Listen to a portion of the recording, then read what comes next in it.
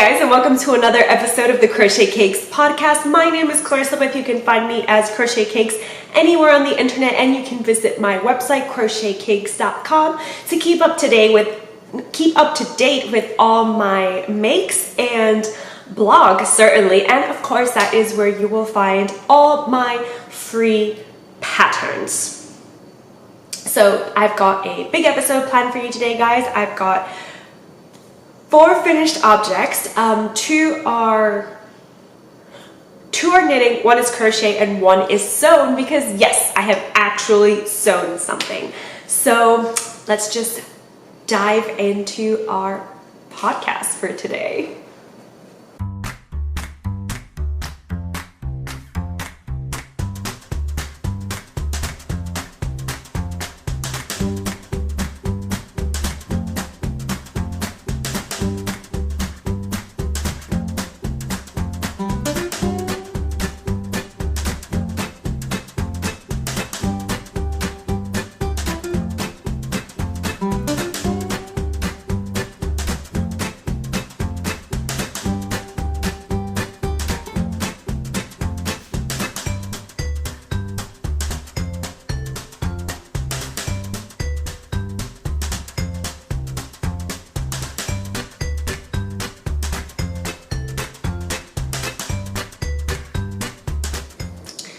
So how are you guys doing? I hope you're doing well. As you saw this morning, I made another recipe from the Making Winter book. This time I made the plum blondies, I think they're called, and I have mixed feelings about them, to be honest. I don't know. You know, plums are not really sweet, even though these plums were sweet, because I did take a cheeky bite out of a plum before I actually cut it up and put it into the blondie recipe, and it was really good, really delicious, really sweet. And yet, when I baked with it, it was sour. But guys, you need to buckle in and grab your beverage of choice, grab your project or whatever, because I have such an action-packed episode for you guys today that I even considered splitting it into 2 and maybe doing all the finished objects today, and then next week doing all the works in progress. We'll see how it goes. I'll definitely let you know if I'm gonna split it, you know, if it ends up being way too long, because I actually have a lot of details to give about every single finished item. It's not gonna be a quick show and tell. There's gonna be a lot of details about changes, what I think about it, and so on and so forth. But the most important thing is that I want to thank each and every one of you for joining me for another episode. I want to thank all the new subscribers for, you know, subscribing, and I want to just give you all a big hug and say welcome. Welcome to my crafty corner of the internet. Well, one of my crafty corners of the internet, because I have to say my website is pretty crafty, and so is my Instagram. All right. So, is there any admin? Yes, there is admin that I need to take care of. First and foremost. Well, second, because first was the thank you. Can you tell that I've very well written notes for this podcast? Because I actually did, and look at me, I'm going nowhere. So second of all, I am co-hosting a you know, crochet along and knit along with Claudia of the Crochet Luna podcast, and it is the Summer Romance Cal. And since today is Sunday the 12th of July, you guys have exactly 17 more days to get in on the action. So you can, of course, go to my chatter thread on Ravelry. If Ravelry is very uncomfortable for you, then please use the hashtag SRCal2020.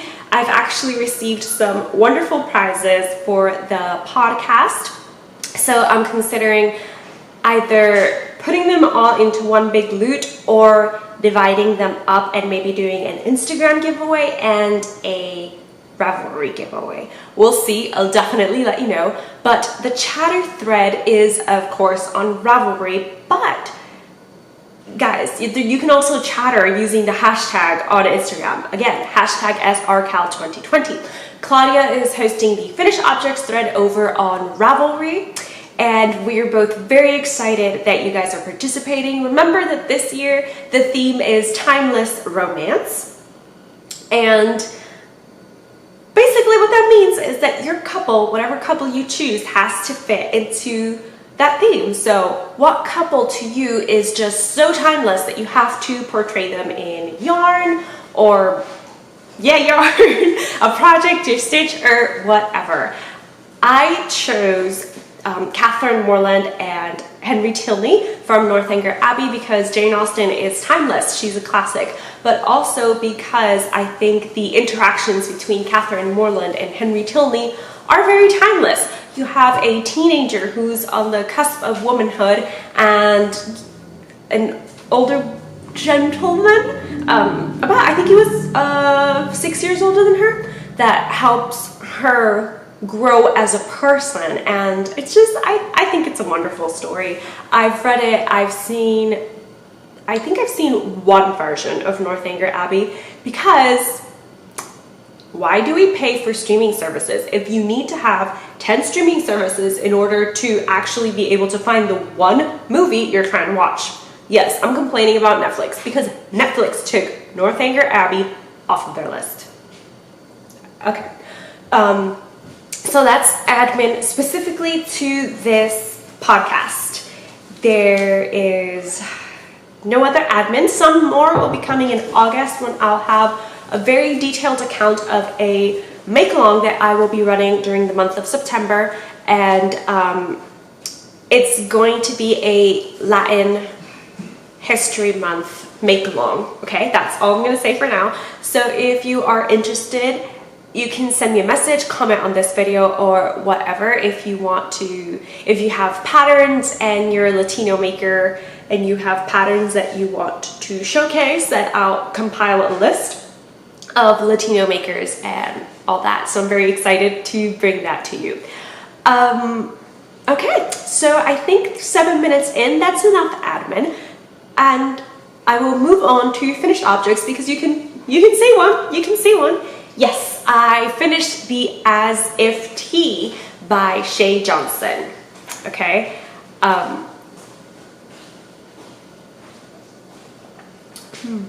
My tea went cold.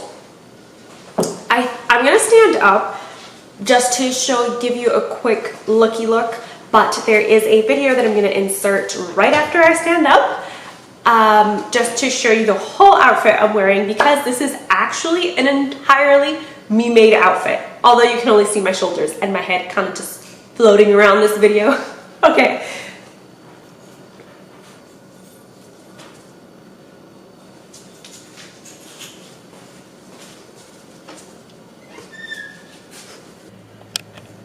Okay guys, so that is the As If Tee that you're seeing right now, and I'm pairing it with, as I said, another me-made object, and that is a linen skirt that I'll be talking a little bit more about after I walk you through the As If Tee, because it's what I mentioned first. So the As If Tee is a paid-for pattern, and I will link it down below. I bought it off of Ravelry, but I will check if she has it available on any other website. So the pattern calls for worsted weight yarn and a lace weight mohair, or just, you know, a kind of lace weight yarn. She doesn't specify that it has to be mohair. And it also calls for 4.5mm knitting needles for the body and 4mm knitting needles for the bands or the ribbings of the top. And that will be the bottom ribbing, the collar, and the armbands. As you can see in the video, this is a very, very cropped top, and it's also very boxy. So there are two things I thought I had done in the pattern to make it longer. First off, I had knit at least I thought it was a longer torso, because I actually followed the torso instructions for the, I think I got 15.25 on the torso, which I was excited about because I thought that meant I wouldn't have to cut my knitting and add to the bottom to do the ribbing again. And I also did I think 1 inch more on the mohair segment so it would fall a little bit lower. And I thought I had done a genius thing. Well, I didn't. As you can see, it is very cropped, and there is, you know, still enough room that I could lower it. Now, I'm not sure how the width of this top would look like if I cut into my knitting, pick up my stitches, cut my knitting, and make it longer. I think I would be very uncomfortable. I'm okay with boxy crop tops. I am not okay with boxy longer shirts.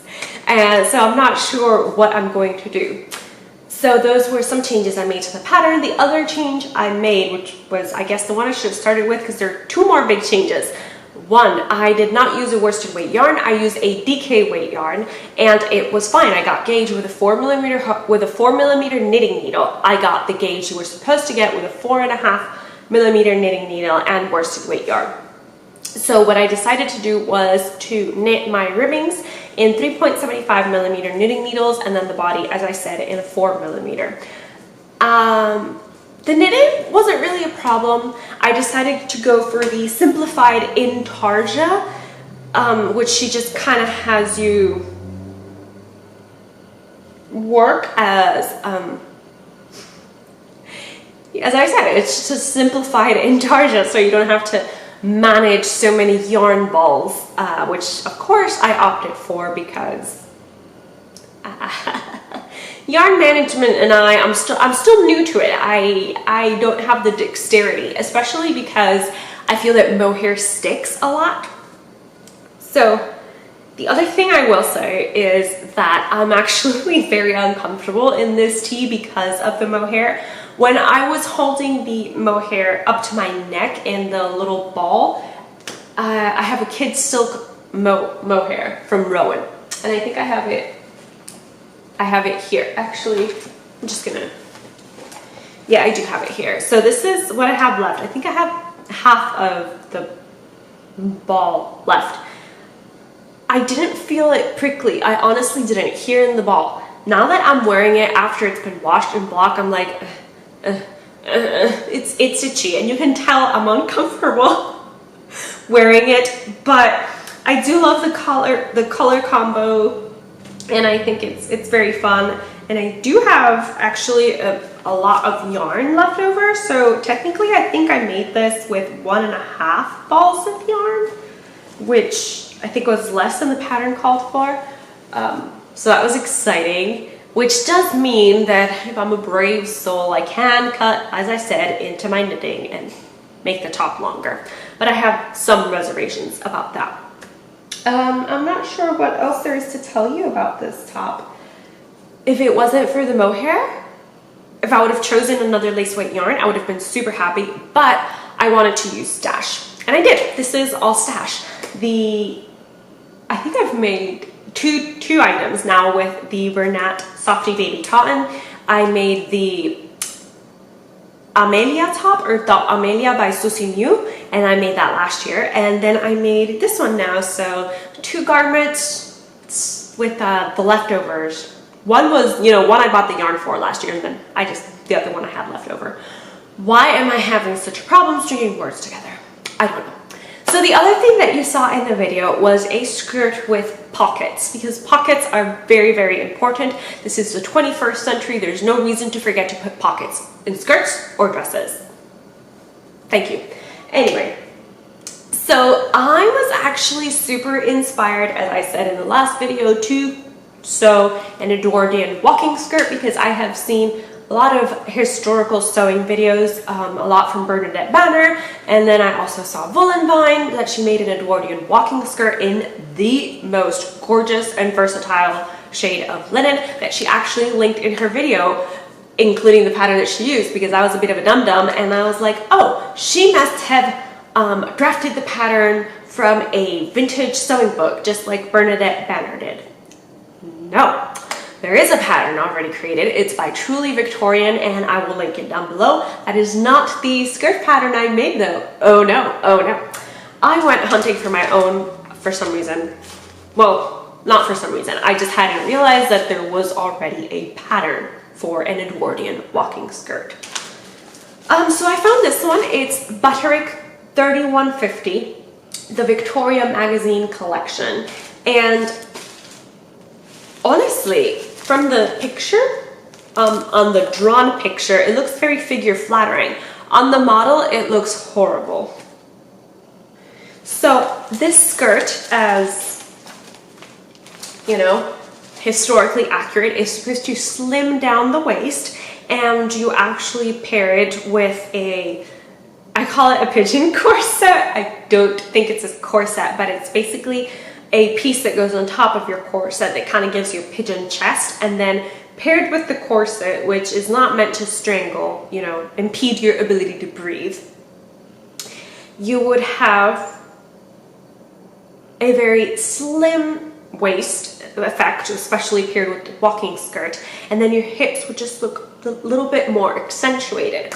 So as you can see from, as you saw from the video, the skirt is, my hips are the show in this skirt, and I don't mind that. I really don't, because it does make my waist look very slim, which I'm very happy with. Now, if you notice, this pattern says it's a size 10 to 12, and it is a pattern from 1993. I think so. Hey, it's vintage. The 90s are vintage, guys. Okay, so it's a vintage pattern, and I hadn't realized that I am not a size 12 anymore, because a size 12 in this pattern is designed for a 26.5-inch waist. I am no longer a 26.5-inch waist, as we recently discovered. I am a 28.5-inch waist. So what was I gonna do? I had already purchased all this gorgeous linen. Gotta tell you guys that I'm in love with linen. I think every piece of clothing I own should now be linen. Yes, right. So I had already bought the linen, and I was all set to do this. So I just said to myself, let's cut the skirt, let's cut the panels on the largest size, obviously. And then we're gonna sew the seams at with half an inch seam allowance instead of the 5/8 seam allowance. That should work. So I sewed the panels. There are a total of 4 for the back and 2 for the front. So in terms of paneling the skirt, it's pretty accurate. I think the truly Victorian pattern has 7 panels, so maybe it has 1 more panel potentially than this pattern does. So because of that, you get the illusion of a waist, slimming waist, and, you know, of a walking skirt without it being an actual Edwardian walking skirt or late Victorian walking skirt. Okay, so back to the sewing that I did. I sewed each panel with a 1/2 inch seam allowance, and then I pinned it all together and I tried it on. And it was a little bit big, which I thought was best to go on the safe side, let it be a little bit big. I'm pretty sure I could have done the panels in the 1/2 inch seam allowance, but then done the side seams on the 5/8 seam allowance, and it would have been perfect. It would have fit me really nicely. But I'd rather have had it a little bit big than not fit in it after all the hard work and money that went into the purchasing of this fabric. So I actually, even though I was not making an actual Victorian pattern, I tried to be a little historically bounding per se. So I did a lot of hand stitching for me. I basically sewed the zipper by hand. Yes, this skirt has a zipper, it's not a placket. And I added pockets because according to 19th century sewing books, pockets are an essential element for a skirt. Take that, modern fashion. Yes, even the Victorians knew you needed pockets in skirts. Anyway, so I did add pockets. I just used a pocket pattern that I had available, and I did that. And I also sewed the hem by hand, which was a little bit wonky, but luckily I had a thread in my stash that was very, very similar to the fabric of the skirt. So yeah, And I bought pinking shears, and I did that on all my raw edges, just pinking shears. Boop, boop. Right, so the skirt is super comfortable, super flattering. The only issue I have with it is that when I sit down, I get a weird bulge around my hips. It looks just like a baggy bulge of when you wear a tight skirt and you sit down and it has to pull up. I don't know if that's something I did or if that's just, you know, how the pattern goes. But anyway, I am still really happy with the skirt. It's super comfortable to wear. It'll be perfect for Florida summers and will be perfect for all the crochet crop tops I've been crocheting. Right, so those are 2 of my finished objects. I did mention I had 4. So I'm going to show you the knitting one first because the other crochet finished object that I have requires an outfit change, which is good because I'm getting a little hot in this mohair business. I don't know what I was thinking. I should have just bought some silk. Anyway, I finished a pair of socks. Well, no, I finished one sock because it was the lonely sock that accompanies the second sock syndrome swap from Stitchcraft and Wizardry. So this was the sock that I received. I still haven't cut the toe off because I do need to cut the toe off and add length to it. It doesn't fit. No amount of blocking is gonna fix it. But I finished this. Let me get some sock blockers here. So I basically realized that what she'd given me was a type of gradient yarn. So I just decided to use the Very Happy Green for the second sock that I was making. Obviously, you can tell that my gauge compared to Cynthia's, who was the lovely lady that knit these socks for me, my gauge is a lot looser. It really is. But you can also tell that I'm missing about an inch for her sock to fit me, which would be very accurate because she stopped knitting at 2 inches before the toe, which is where you would normally stop knitting your socks. But in this case, the toe is a very short wedge toe, so it's actually only 1 inch long. So I would have needed 1 inch more of knitting and then the toe. So I have a almost finished pair of socks. The ends are all woven in, I think. I don't know if I've ever shared this with you guys, but I have a fear of cutting woven ends, which is why sometimes, or a lot of the times in my patterns, when you see them, you may notice a stray little, when I show them to you on the video, you'll notice a stray little, you know, yarn end. It's not that it's not sewn in, it's that I have a legitimate fear of cutting in ends and having my work unravel. I try to weave them in so well, even though I don't really understand weaving in ends in knitting. I've watched several videos, but I don't like any of the ways I've seen how people sew. So if you knit, how do you weave in your ends? I'd be interested to know. So I cannot tell you any information about this yarn because she didn't include a ball band, but I can tell you that I remembered to do a variegate, to switch for the yarn for the toe, so at least my toes match. So I'm just very happy. I'm calling this my lucky socks because this color is luck of the Irish. Am I right? Okay, so those are the finished objects. I'm going to pause it here real quick. I think I've already been talking for 30 minutes at least. So I'm going to go do an outfit change and I will be right back.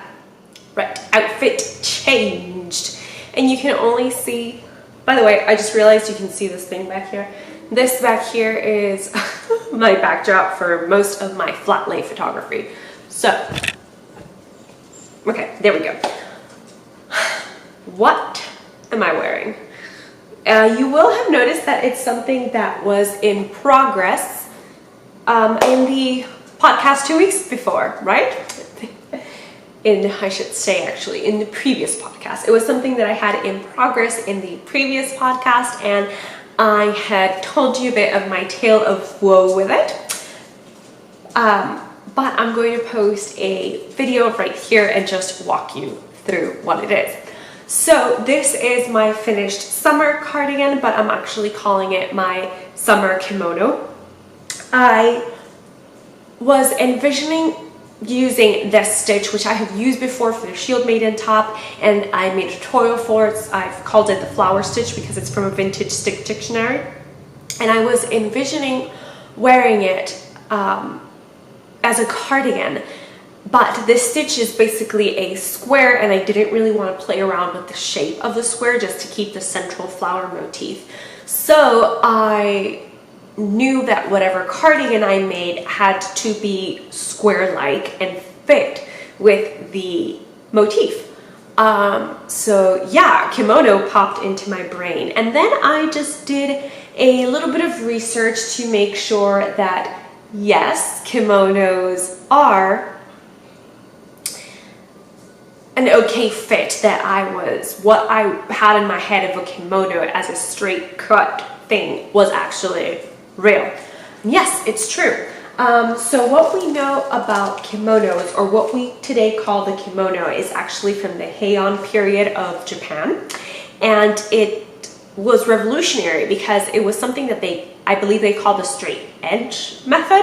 So you'd basically cut straight lines and you'd sew in a straight line, and by doing that you could have a garment that would fit anybody, because all you had to do was tie the overlapping layers together, and you wouldn't have to worry so much about making pieces of clothing specific to one person based on their measurements. So it was a very freeing style of sewing, so to speak. And I have to admit, I dove into a bit of a fashion history rabbit hole, and I found 2 exhibitions on kimonos. One is from the 90s, and I think it's the Met. I'm pretty sure it's the Met. I'll include the links to the research I did down below, but it's basically, the exhibition was about Eastern or Asian prints and motifs and techniques and their influence in Western clothing. And it was super interesting. The catalog for the exhibition is actually free on the internet, and that's what I'll be linking down below. It's a fascinating read, and even if you don't read it, it's got some wonderful pictures with explanations on the styles, because you had Japanese, Chinoise, and Turquoise. So those are the 3 main influences. So it would be Chinese culture, Japanese culture, and Turkish culture, and their styles of producing fabrics. And then I found another little article from the V&A, the Victoria and Albert Museum from the UK. That exhibition was supposed to happen this year, so of course with COVID it was postponed, but it was called From Kyoto to Catwalk. So it was a fascinating read as well. And there you can read a little bit about the symbolism behind certain stitches for kimonos, and as well as fabrics. So the fabrics that they chose, the colors that they chose were very, they were very symbolic, and so were the decorations that were stitched to these kimonos. They were also symbolic. So usually you would have them, they were very nature influenced. So I thought this was perfect for the kimono I had in mind, because the stitch that I was intending to use was a flower stitch, which you can kind of see here. I'm raising my arm, and you can see the bell sleeves of the kimono, which I'm super happy with. But yeah, so the flower stitch was very accurate, and I also wanted to have it be long, not as long as an actual kimono. I mean, you could certainly add to it, because all that means is you're adding length before you split for the sleeves. So you could certainly make a super awesome actual kimono cardigan out of this, but I just wanted it to be fall below my derriere, because that's how I like my cardigans. I like them to be nice and long, but I also wanted this to be summery, so I didn't want long sleeves, and the flower motif is very lacy and open, so it would let the wind through. And of course, since this is a summer kimono, I wanted to work it up in a cotton or cotton blend yarn. That was really very important about it as well. And I know a lot of people have issues with cotton. I do too. It uses a lot of water. Sometimes it's not really sustainable, and it's not the growing of cotton so much as the processing and the water used to make cotton fibers. But I cannot afford 100% silk, which would have been a very traditional kimono cardigan. Just saying, if I would have found a cotton silk blend, that probably would have been pretty historically bounding, because of course this kimono is not historically accurate because it's all lacy and open. So I crocheted, as I said, in a cotton yarn, and I used Premier Rodeo. I have a ball here. Well, I do have balls of it left over, but I have a ball band here. And this is Premier Yarns Rodeo, 265 yards, 150 grams, 85% cotton, 50% polyester, medium worsted weight. And the color is just natural. I wanted it to just be as summery as possible, and I always associate summer with very light colors. And the lot is $63.54. Now, when I started designing this cardigan, you could find Premier Rodeo yarn in plenty of places. I think it's been discontinued because I went to the Premier website and you can only buy it in 3-pack balls now. And I think they only had kind of a deep royal purple, and then some of the ones that are marled that kind of look like barber twine, which, hey, I don't know, somebody work it up in that and tell me how it goes. But this summer kimono will be a free pattern on the blog next month. So it'll be out in August, and I'm very excited for you guys to have it. I almost released it as soon as it was written, but no, I wanted to make sure that my instructions were clear. It's going to come in 2 sizes because right now I'm wearing what would be the size small medium, and it's pretty big. It's, you know, it's very roomy. It has a lot of room, and the actual finish measurement of it after steaming is 39 inches, and it's about 30 inches long as well. So it's pretty long, and it's very cozy and comfortable, and I want to wear it everywhere. I'm planning some fun photo shoots. One, of course, will have to happen after this podcast, with me wearing this dress and this jewelry, which I actually didn't talk about. So this jewelry is Mine and Muse Crafts jewelry, and I think it's mother of pearl, and I don't know what the green is, but it's got a leafy motif, and yeah, I'm just super happy with it. And it's a rosary style necklace, so I'm gonna give you a close-up so you can see it's a rosary style necklace. Okay, so that was my jam-packed finish objects episode. Honestly, I think I've been here 40 minutes, but I want to keep going. I want to keep going. So if you need to pause me, okay, I thought I would give you a flattering pose. Anyway, what else have I been up to? Well, to be honest, guys, I don't have a lot of crochet on the go because I was very monogamously working on my work crochet, my professional crochet. So my 4 funsies crochet is a bit thin on the ground, but I still have some stuff to share. And I also have a pair of socks that I'm working on to share with you. So the 4 funsies crochet, I'm gonna have to get up and get the stuff. So I will start with the pair of socks. And I don't think you'll recognize them because it's been 3 years since I started this. But I already had one sock finished ages ago, 3 years ago. So my gauge has changed a lot since I made this one sock. But this is the Hermione's Everyday Sock in the Regia yarn. I don't know the colorway. I don't have the ball band. I don't know where it is.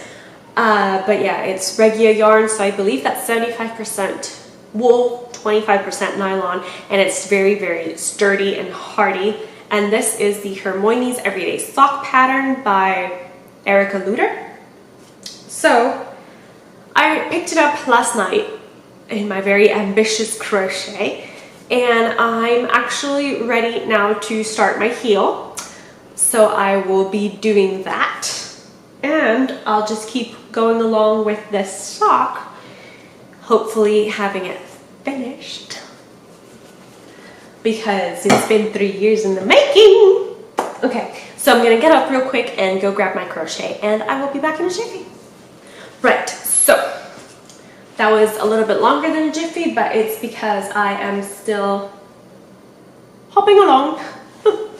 My toe is still not 100% itself. So yes, crochet wise, I am working on my 6 Wives Shawl. I am on my next to last color. So I'm just gonna share with you the tangled web we weave.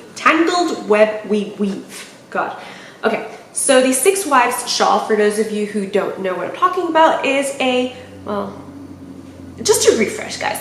It is a pattern designed by Emma Potter, who is Potter and Bloom, and it is inspired by the 6 wives of Henry VIII. So, the 6 Wives Shawl.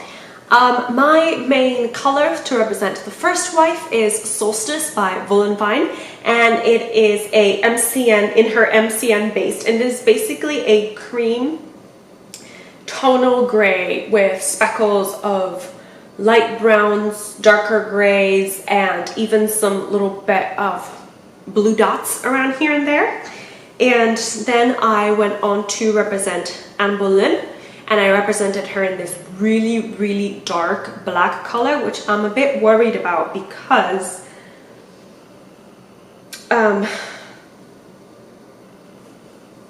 it was washing off as I was crocheting it. My hands were turning black, so I'm gonna have to buy a color catcher for when I block this. And then follows Jane Seymour, and she's represented in this really nice deep blue because she gave birth to a son. And then I've completed Anne of Cleves, and she is in this very light blue because she escaped.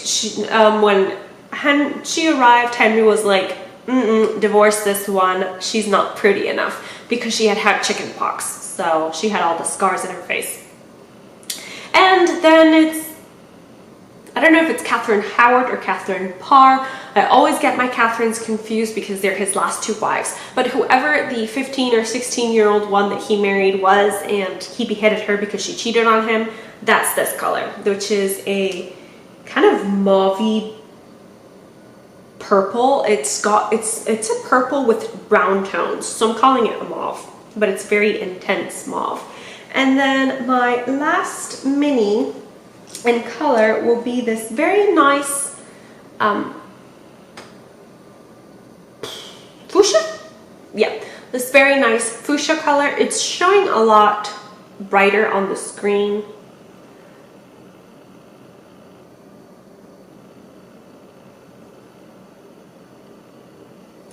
Okay.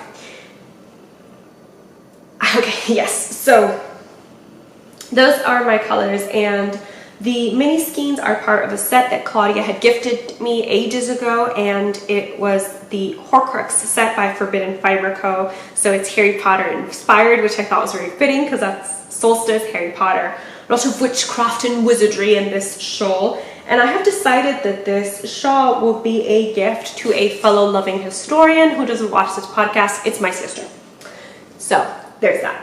And then this other one living in my favorite project bag of all time, the Gossleys. Who doesn't love the Gossleys? Is the second rendition of the Summer Fan top. I am retesting my own pattern, I guess you could say, but I'm testing it in different yarn. So this is the front panel of the Summer Fan top, unblocked and unattached to anything else because I'm working on the second panel. But this yarn is Daisy by Knit One Crochet 2. It is 38% linen, 32% silk, 30% hemp. So this pattern is also a free pattern on my website, or you can buy the non-expensive PDF if you wish to help me along with my crafty endeavors. And if you heard that, I am sorry. My dog is all up in a hullabaloo because he heard my husband turn on his car, and he's just like this cannot be happening. I apologize. And so where am I? I am on the second panel. So I'm making this for my mom because it's going to have a lot more stretch. It's going to have lovely stretch because of the linen and the hemp. And yeah, so I've got my row counter here, and I am 11 rows into this pattern. I've only got 40 to go. Yeah, before I split for the sleeves.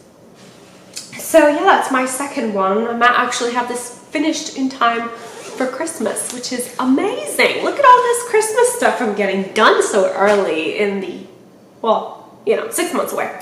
All right, so what other things can I share with you?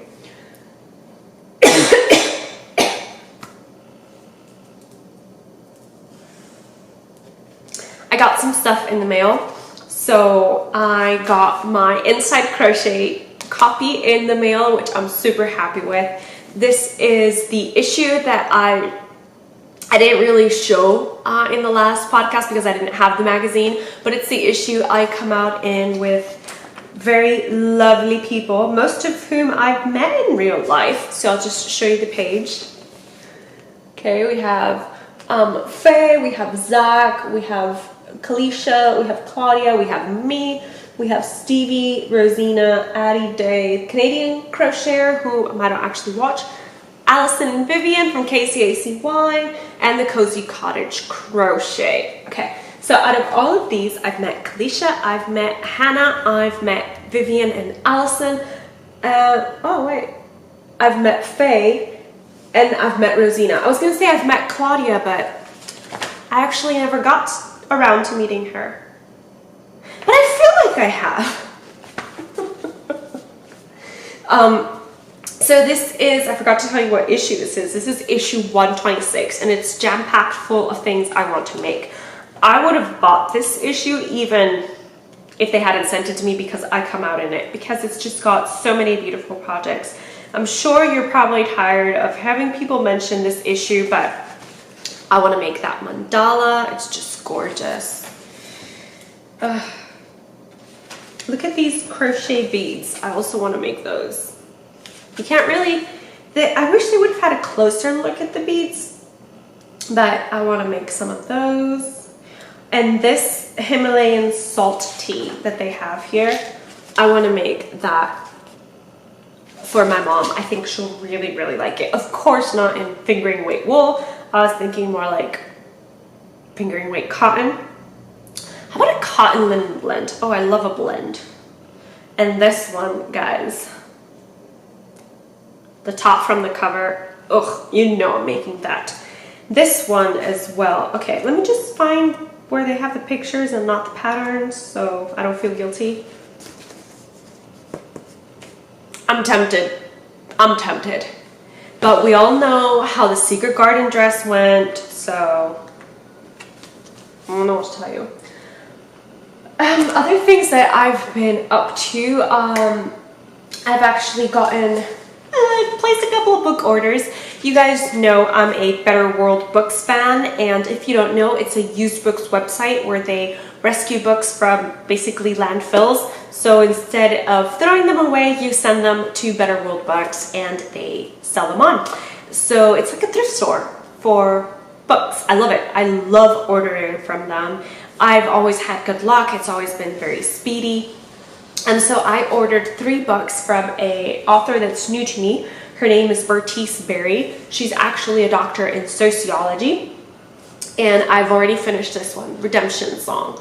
I read it twice. Actually, I started reading it the 3rd of July, finished it the 3rd of July, and then read it on the 4th of July as well. It's just a beautiful book and I highly recommend it. It's essentially about what we can achieve if we love each other as people.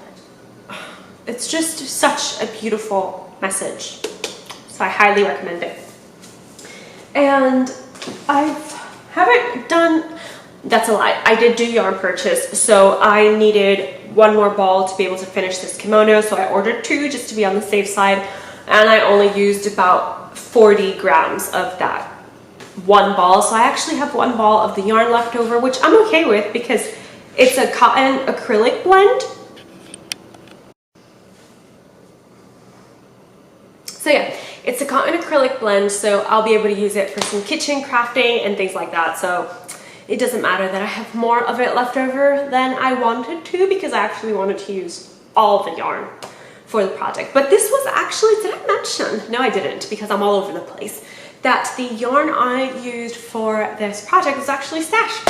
I've had it in my stash for a while, except for the new ball I had to order. So it's very exciting.